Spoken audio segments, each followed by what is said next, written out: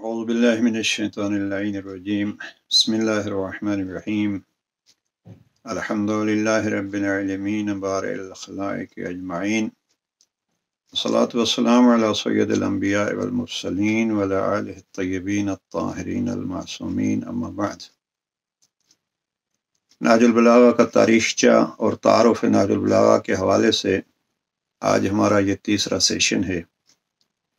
گزشتہ سیشن میں عرض کیا ہے کہ سید رضی خاندانی اعتبار سے بھی اور علمی اعتبار سے بھی کوئی پوشیدہ شخصیت نہیں تھی، بلکہ اپنے زمانے کے ایک مشہور عالم اور مقدس ہستی تھی۔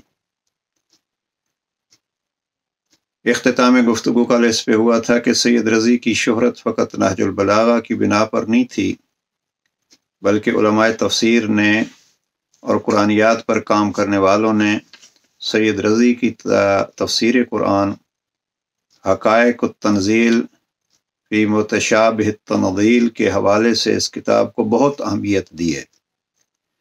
اور میں نے کل ابن خلقان کی وفایات الاعیان کے حوالے سے یہ جملہ عرض کیا تھا کہ انہوں نے بعض صاحبان علم کے حوالے سے یہ جملہ کہا ہے کہ اس تفسیر جیسی تفسیر لانا مشکل ہے، دشوار ہے۔ اسی قسم کی عبارتیں تاریخ بغداد میں جلد نمبر 2 میں لکھی گئی ہیں۔ بہرحال ان باتوں کو دہرانے کا مقصد نہیں ہے، واضح یہ کرنا ہے کہ سید رضی علم تفسیر میں بھی اپنا ایک مقام رکھتے تھے۔ دوسرا پہلو کہ ابن خلقان نے چوتھی جلد ہے ان کی، اگر اس میں دیکھنا چاہیں تو ابن خلقان کی جلد نمبر 4 ہے اور صفحہ نمبر 416 ہے۔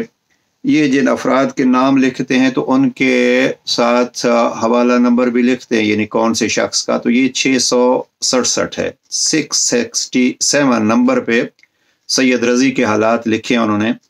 اور ایک بڑا اچھا پوائنٹ انہوں نے نقل کیا ہے کہ سید رضی اپنے بچپنے میں ہی حفظ قرآن بھی کیا تھا، یعنی فقط یہ نہیں ہے کہ کلام امیر المومنین کے ساتھ تو ان کا شغف تھا ہی، اس سے پہلے قرآن مجید کے ساتھ بھی ان کا پیار اور محبت حفظ قرآن سے اور خود تفسیر قرآن سے واضح ہوتا ہے۔ یہ دو پہلو ہیں۔ اور اس پہ لکھا ہے کہ وصنف کتابا فی مجازات القرآن فجاء نادرا فی بابہ، ایک کتاب ان کی ہے مجازات النبویہ۔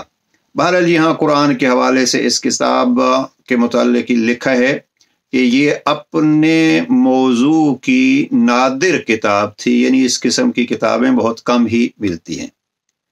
اور تاریخ بغداد میں تفسیر قرآن کے ساتھ یہ بھی نقل کیا گیا ہے کہ جناب سید رضی اشعر قریشیوں میں سے، قبیلہ قریش میں سے ایک بہت بڑے شاعر بھی تھے۔ تو اب سید رضی کے حوالے سے یہ 3 چیزیں آ گئیں، خاندان سید رضی، علم سید رضی اور ادبیات سید رضی عربی میں۔ اس سے زیادہ اس پہ گفتگو نہیں، تو وہ شخصیت انتخاب کرتی ہے کلام امیر المؤمنین کا چناؤ۔ اب آپ دیکھیے کہ نہج البلاغہ کس باریکی سے انتخاب کیا گیا ہوگا اور اس میں کتنے خزانے مخفی ہیں اور کس پیار سے سید رضی نے اس کو جمع کیا۔ آج جو گفتگو ہم کرنا چاہتے ہیں وہ یہ ہے کہ نہج البلاغہ میں مفتی جعفر حسین مرحوم کا ترجمہ ہمارے سامنے ہے، اور اردو میں مفتی جعفر حسین مرحوم کے بعد جس ترجمے کو اہمیت ہے وہ جناب مولانا سید ذیشان حیدر جوادی مرحوم کا ترجمہ ہے۔ باقی ترجمے بھی ہیں، انشاءاللہ کسی وقت اردو ترجموں کا ذکر ہوگا تو سب ترجموں کو پیش کریں گے۔ یہ اردو زبان میں 2 مشہور ترجمے ہیں، مولانا مفتی جعفر حسین مرحوم کا اور سید ذیشان حیدر جوادی کا۔ نہج البلاغہ کے اندر مفتی صاحب کے مطابق 238 خطبات ہیں، 79 خطوط ہیں، 480 کلمات کسار ہیں۔ خطوط اور کلمات کسار میں مفتی صاحب کے اور سید ذیشان حیدر جوادی کے خطبوں میں کوئی فرق نہیں ہے، ایک فرق عموماً نہج البلاغہ میں آپ کو ملے گا، اور بعض اوقات ابتدائی مطالعہ کرنے والے افراد اس میں ذرا مشکل پیش آتی ہے ان کو کہ یہ نمبروں کا فرق کیا ہے۔ میں بس آج یہ عرض کرنا چاہتا ہوں کہ یہ نمبروں کا فرق کیا ہے۔ مفتی صاحب نے کل جو خطبات لکھے ہیں وہ ہیں 238، اور سید ذیشان حیدر جوادی نے جو لکھے ہیں وہ ہیں 241۔ ذرا ان تین خطبوں کے فرق کو دیکھیے، اور عربی اور فارسی ترجموں اور شروح میں بھی تقریباً یہی چیز ہے۔ میں اب زیادہ وضاحت میں نہیں جاؤں گا، مختصراً عرض کر رہا ہوں۔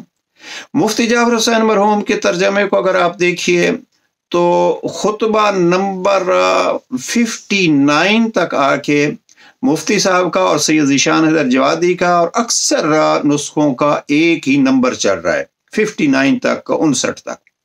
59 میں جب آتے ہیں تو مسئلہ کیا ہوتا ہے کہ خطبہ نمبر 59 کو آ کے مفتی صاحب نے اس کو ایک ہی خطبہ رکھا ہے، اور باقی جو بزرگان ہیں انہوں نے کیا کیا ہے کہ انہوں نے اس کو 3 خطبوں میں تقسیم کیا ہے۔ یہ اگر آپ متوجہ ہوں تو یہ جناب مفتی جعفر حسین مرحوم کا، یہ میرے خیال میں مشکل کیمرے سے نظر آئے گا، یہ خطبہ نمبر 59 کو آپ دیکھیے تو یہاں مفتی صاحب نے ایک ہی خطبہ بنایا ہے۔ یہ خطبہ بہت سارے نسخوں میں، بالخصوص سید ذیشان حیدر جوادی کے ترجمے میں، یہ خطبہ 59 ہو گیا 3 حصوں میں۔ جب یہ خطبہ 59 3 حصوں میں ہو گیا تو 59 کے بعد گویا مفتی صاحب کا 1 اور باقیوں کا 3، تو یہ یہاں سے خطبہ نمبر 59 کے بعد 2 خطبوں کا فرق شروع ہوا۔ مثلا آپ اگر مفتی صاحب کا خطبہ 60 دیکھیں گے، 60 دیکھیں گے، تو یہ خطبہ سید ذیشان حیدر جوادی کے ہاں خطبہ نمبر 62 آپ کو ملے گا۔ البتہ یہ نہیں ہے کہ مفتی صاحب اس میں تنہا ہیں، بلکہ شیخ جواد مغنیہ جن کی کتاب فی ظلال القرآن بہت مشہور شرح نہج البلاغہ کی 4 جلدوں میں، ان کا اور مفتی صاحب کا ایک ہی نمبر ہے۔ شیخ محمد عبدہو جہاں سے مفتی صاحب نے یہ نسخہ کاپی کرایا ہے اور املا کرایا ہے وہ اس کے مطابق ہے، لیکن بعض میں یہ 2 خطبوں کا یہاں فرق ہے۔ یہاں سے یہ فرق 60 سے لے کے 214 تک ایک ہی چلتا ہے۔ جب 214 میں پہنچتے ہیں تو اس 215 خطبے کو مفتی صاحب نے پھر 2 حصوں میں تقسیم کیا ہے۔ ایک مفتی صاحب نے اس کو ایک ہی بیان کیا ہے اور باقی افراد نے اس کو 2 حصوں میں تقسیم کیا ہے۔ تو 215 خطبہ پھر مفتی صاحب کا ایک ہے، دوسرے اکثر محققین کا، ورنہ مرحوم خوئی نے اور جواد مغنیہ نے بھی اس کو 2 حصوں میں تقسیم کیا ہے۔ ابن میسم نے مثلا اس کو 1 رکھا ہے، تو یہاں پھر 215 کو جنہوں نے 2 حصوں میں تقسیم کیا ہے تو اب ان کا مثلا سید ذیشان حیدر جوادی کا خطبہ نمبر 216 کی جگہ پہ مفتی صاحب کا خطبہ 216 اور سید ذیشان حیدر جوادی کا خطبہ 219 ہوگا۔ یہ ہے خطبوں میں فرق کی وجہ۔ اور یہاں آپ 2 چیزیں یاد رکھیں، 59 کے بعد 215 تک 2 نمبروں کا فرق ہے، 215 کے بعد جو ہے وہ مفتی صاحب کا اور سید ذیشان حیدر جوادی کے خطبے کا 3 نمبروں کا فرق ہے۔ رہ گیا خطوط، تو خطوط تو تقریباً سب نے 79 ہی لکھے ہیں۔ شیخ جواد مغنیہ نے ایک خط کم لکھا ہے اور اس کو انہوں نے 78 نمبر دیے۔ تیسرا حصہ جو نہج البلاغہ کا ہے کلمات قصار، اس میں نمبر 480 ہیں۔ یہ ذہن میں رہے کہ ان 480 نمبرز میں سے ضمناً یہ ہوا ہے کہ 260 کے بعد غریب الکلام کے حوالے سے 9 کلمات لکھے گئے ہیں، اور ان 9 کلمات کو کسی نے کاؤنٹ نہیں کیا، لیکن یہاں سے ذیشان حیدر جوادی کا اردو ترجمہ ہو، اکثر انگلش ترجمے بھی، اور مفتی صاحب کا ترجمہ بھی، نمبرز ایک ہی ہیں۔ تو یہ ہے نہج البلاغہ کے خطبات کے نمبروں کا فرق۔ ایک بہت پیارا سا کام کیا ہے ہمارے استاد محترم مرحوم محمد دشتی نے، ان کی ایک کتاب ہے معجم المفرس، یہ میرے پاس ہے، इसमें काफ़ी बड़ी किताब है और इसमें ये आप तलाश कर सकते हैं, कोई हर्फ अगर तलाश करना हो कि ये हर्फ नाजुल बलागा में कहाँ मौजूद है तो इसको इस्तेमाल किया जा सकता है। इन्होंने इसके आखिर में एक जदवल सा बनाया है कि जिन लोगों में खुतबात के 2-4 नंबर्स का फ़र्क है वो फ़र्क वाज़े इन्होंने उस जदवल में किया है। तो ये है नाजुल बलागा के इनका खुतबात के फ़र्क का मसला। बाकी ये है कि नाजुल बलागा को मुफ्ती साहब ने भी उसी हवाले से किया है, सैयद रज़ी ने जैसे तकसीम की थी। अब ये देखिए तो ये पहला हिस्सा जो है वो ये है, यहाँ हिस्सा अव्वल, यहाँ से खुतबात शुरू होते हैं और फिर ये मरकज़ अफ़कार इस्लामी का जो नाजुल बलागा है इसमें इसको अलग एक सफ़े से वाज़े किया गया है। मसलन ये है हिस्सा दोम नाजुल बलागा का, यहाँ से खुतूत का सिलसिला शुरू होता है और फिर आखिरी हिस्सा जो है वो हिस्सा सेवम के हवाले से हिकम व मवाइज़ हैं। तो ये 3 हिस्से हैं और इस नुस्खे में हमने ये किया है कि ऊपर बॉर्डर के ऊपर भी खुतबात कहाँ हैं, मकतूबात कहाँ हैं और हिकम व मवाइज़ कहाँ हैं वो भी अलग कर दिया है। ये है नंबरों का फ़र्क। इस वजह से अगर कहीं नंबरों में 1-2 में फ़र्क हो तो परेशानी के बजाय इस चीज़ की तरफ मुतवज्जे रहिए।